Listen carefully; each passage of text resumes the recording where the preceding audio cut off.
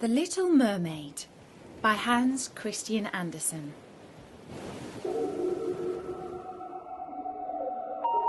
Part 1.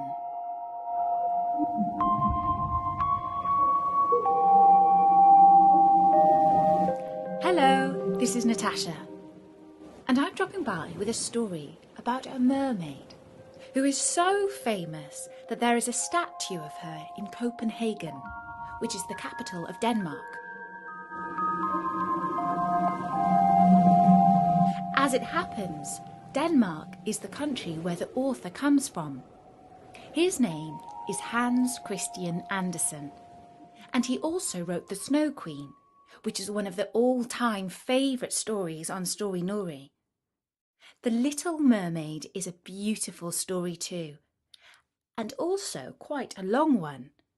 So I'm going to tell it in 3 parts.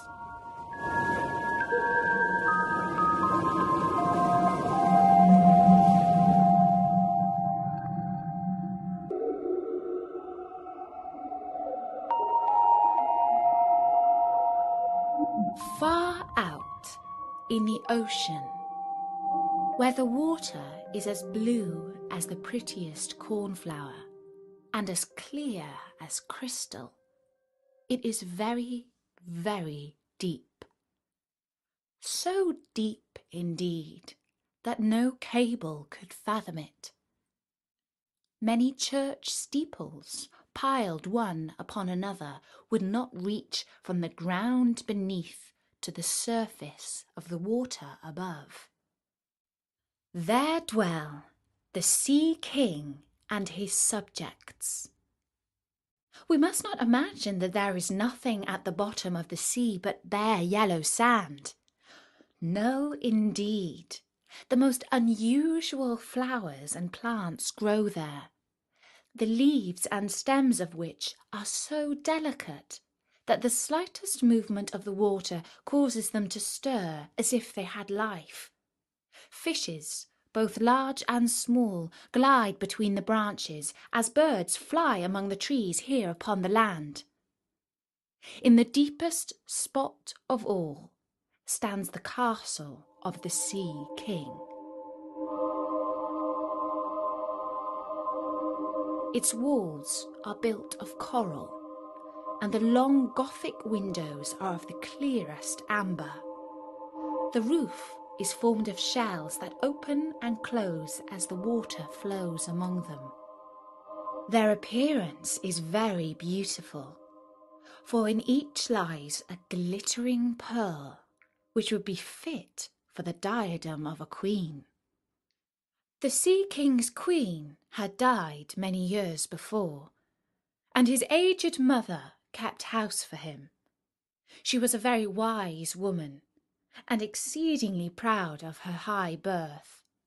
On that account, she wore 12 oysters on her tail, while others, also of a high rank, were only allowed to wear 6.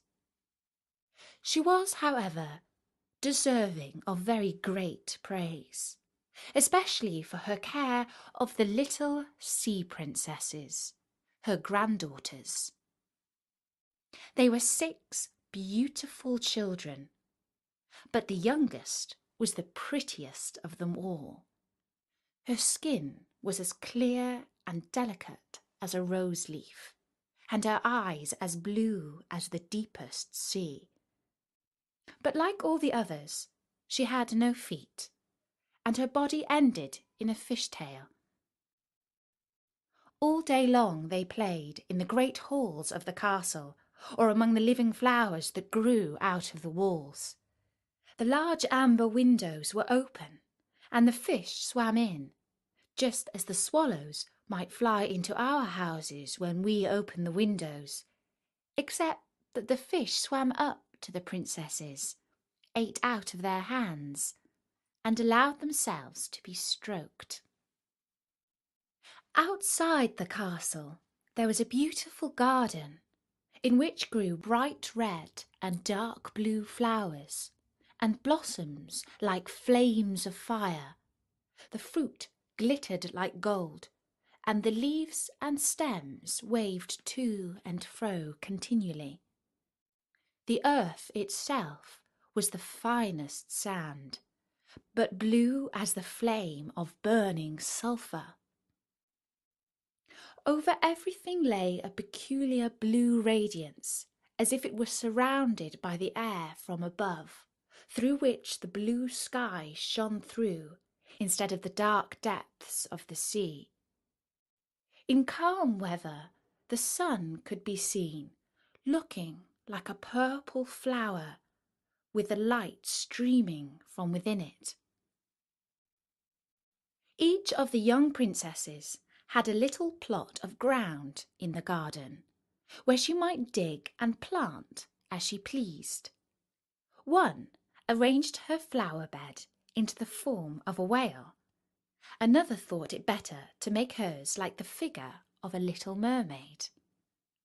But that of the youngest was round like the sun, and contained flowers as red as his rays at sunset. She was a strange child, quiet and thoughtful, and while her sisters would be delighted with the wonderful things which they obtained from the wrecks of vessels, she cared for nothing but her pretty red flowers like the sun, except a beautiful marble statue. It was the representation of a handsome boy, carved out of pure white stone, which had fallen to the bottom of the sea from a wreck. She planted by the statue a rose-coloured weeping willow. It grew splendidly, and very soon hung its fresh branches over the statue, almost down to the blue sands. The shadow had a violent tint, and waved to and fro like the branches. It seemed as if the crown of the tree and the root were at play, and trying to kiss each other. Nothing gave her so much pleasure as to hear about the world above the sea. She made her old grandmother tell her all she knew of the ships and of the towns, the people and the animals. To her it seemed most wonderful and beautiful to hear that the flowers of the land should have fragrance, and not those below the sea, that the trees of the forest should be green, and that the fishes among the trees could sing so sweetly that it was quite a pleasure to hear them. Her grandmother called the little birds fishes, or she would not have understood her, for she had never seen birds.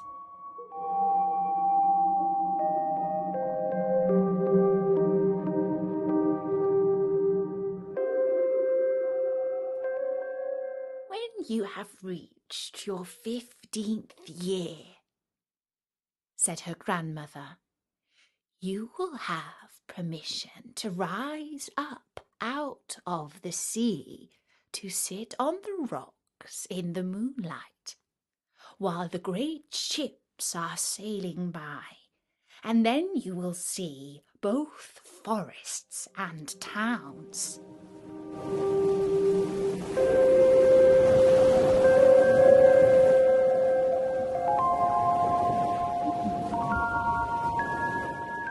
In the following year, one of the sisters would be 15, but as each was a year younger than the other, the youngest would have to wait 5 years before her turn came to rise up from the bottom of the ocean and see the earth as we do.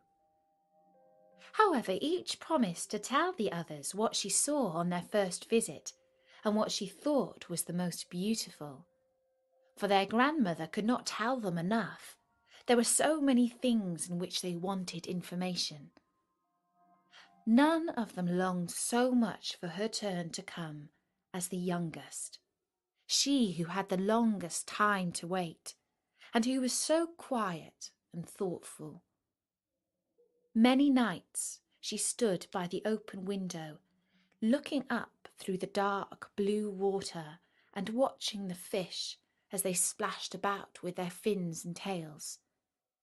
She could see the moon and stars shining faintly, but through the water they looked larger than they do in our eyes.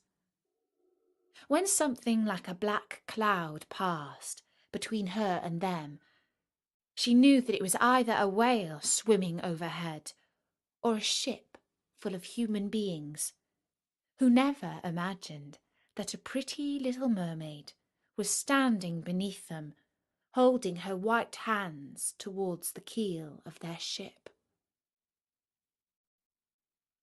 As soon as the eldest was 15, she was allowed to rise to the surface of the ocean.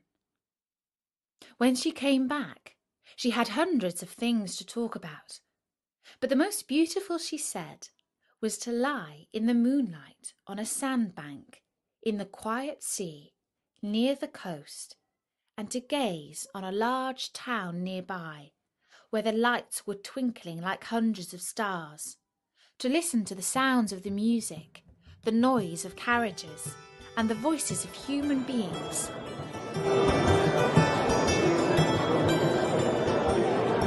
And then to hear the merry bells peal out from the church steeples. And because she could not go near to all those wonderful things, she longed for them more than ever. Oh, did not the younger sister listen eagerly to all these descriptions? And afterwards, when she stood at the open window, looking up through the dark blue water, she thought of the great city with all its bustle and noise, and even fancied she could hear the sound of the church bells down in the depths of the sea.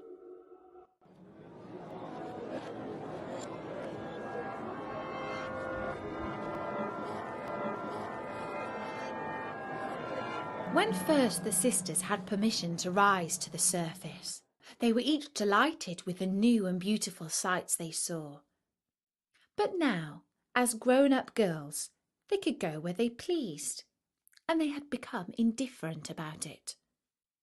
They longed for their life under the surface of the water, and after a month had passed, they said it was much more beautiful down below, and pleasanter to be at home. Yet often, in the evening hours, the 5 sisters would twine their arms round each other and rise to the surface in a row. They had more beautiful voices than any human being could have, and before the approach of a storm, and when they expected a ship would be lost, they swam before the vessel, and they sang sweetly of the delights to be found in the depths of the sea, and begging the sailors not to fear if they sank to the bottom.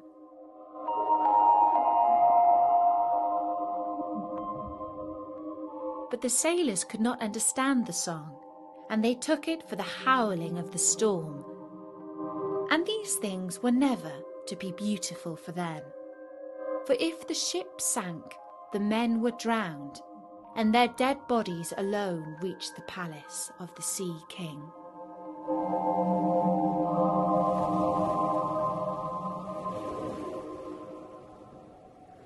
When the sisters rose arm in arm through the water in this way, their youngest sister would stand quite alone, looking after them, ready to cry, only that the mermaids have no tears, and therefore they suffer more.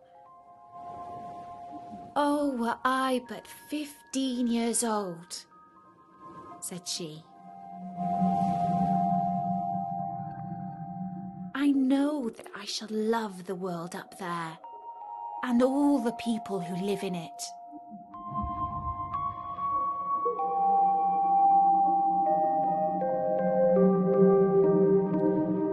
And that's the first part of The Little Mermaid by Hans Christian Andersen. Soon I will tell you how the Little Mermaid reached her 15th birthday and was allowed to go up to the surface of the sea, and how she saved a prince from drowning. I do hope you will drop by soon and hear the rest of the story. And don't forget, we have loads more stories at storynori.com. For now, from me, Natasha, bye bye!